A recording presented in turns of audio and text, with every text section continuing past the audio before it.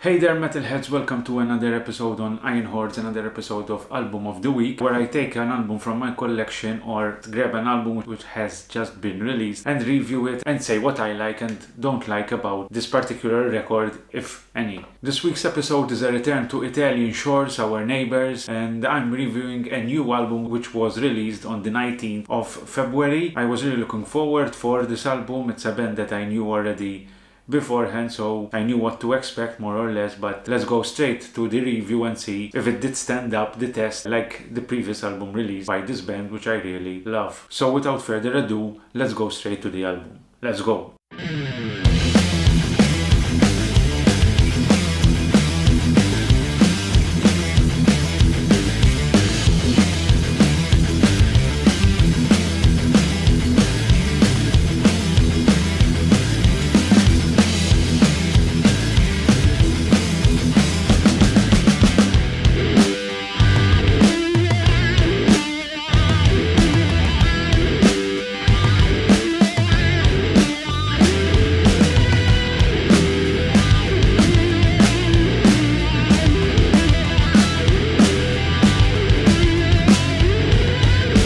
Thanks again for joining us for this video. On this channel, what we do here is review bands, review festivals, suggest bands, speak about cultural aspects of heavy metal and much more, always related to old school metal.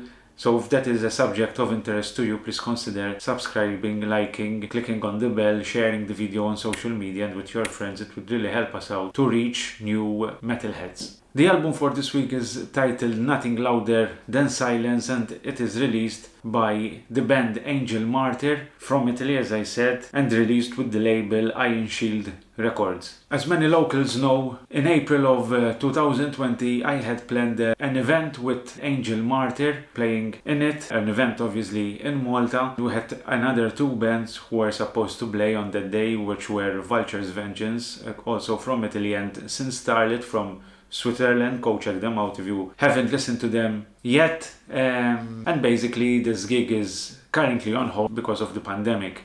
Needless to say, I really love the music by Angel Martyr. As I said, I was really looking forward to hear this record. First off, let's take a look at the cover art. It gives me the impression that it was inspired by the Cathedral of Notre Dame. Considering the style on this record, which we will speak about, a church facade is quite pertinent to the likes of the music, so nothing extraordinary here, but I think it fits the style perfectly. So without delving into many details about this record, although I will speak about specific tracks in here, let's cut to the chase and say this is basically a band that brings to mind one band, and that is Iron Maiden. Specifically also Iron Maiden during the period between Brave New World and Dance of Death.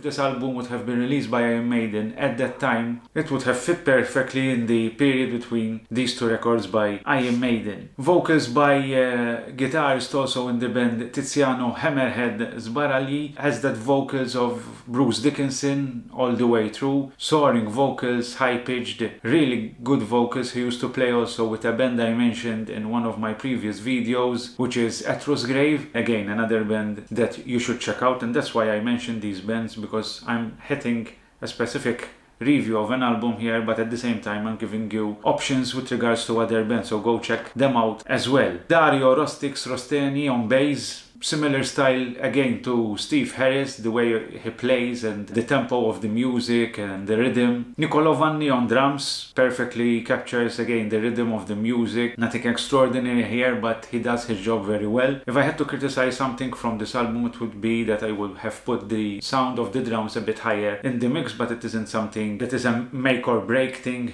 I love the melody that is brought here on this record. The guitar solos are so nice and fit perfectly to the flow of the tracks. I always look into that aspect with regards to guitar solo, because the guitar solo has to feel as it is a part of the track, not rather there's the track and someone put in a guitar solo because it's heavy metal and you have to put in a guitar solo. There's a kind of a flow. It feels as part of the track. Most of the guitar solos here, if not all of them, feel as if they are part of the track, as if they are essential for the track to develop. And again, that is an indication that there's a great attention to detail and to the composition aspect of the music. There are also some epic moments on this record, although I wouldn't categorize this as epic metal, but yes, there are some parts. I know the guys in the band are also epic metal fans, similar to Manila Road, so to speak. In fact, on one of the tracks, Forgotten Metal, there's our guest vocals by Tan from the Portuguese epic metal band Iron Sword, which are kind of an ode to the music by Manila Road and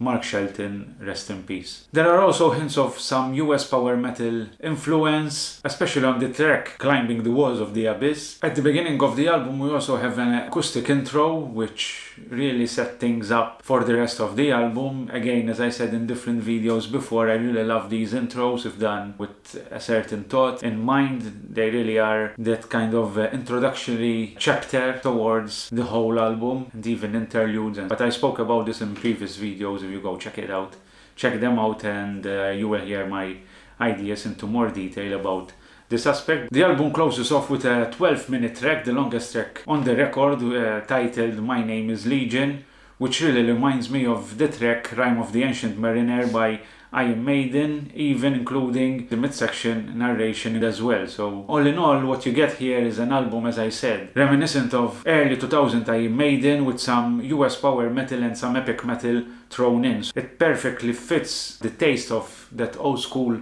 metalhead, and I think if you're into traditional metal and the styles I mentioned before, you shouldn't miss this album. And it is a band which really deserves to be known much more than they are, because everything they do, it's really top class heavy metal. Favorite track though on this album, if I had to choose one, I think the one that stuck in my mind the most is the track Reckless Master, which has a great melody, great riffing, an up-tempo track, and a very catchy chorus with those couple of verses saying you're fucking reckless, a reckless master. You fill your pleasures gas in higher.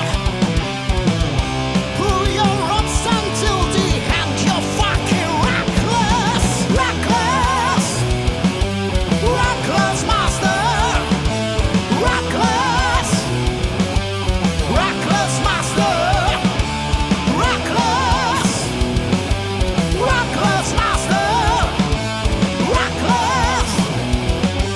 Reckless master, you burn in hell.